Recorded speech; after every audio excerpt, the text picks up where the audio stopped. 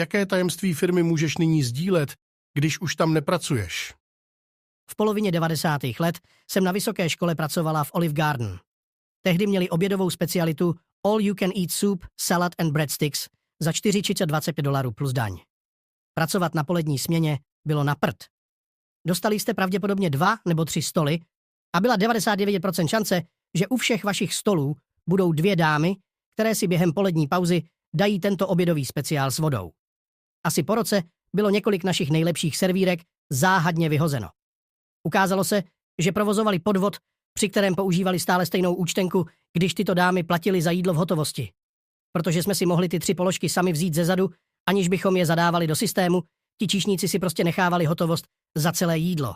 Namísto toho, aby si jako my ostatní hloupí flákači vydělali kolem $5–8 na spropitku během obědové směny, vytáhli navíc asi $20 tím, že okrádali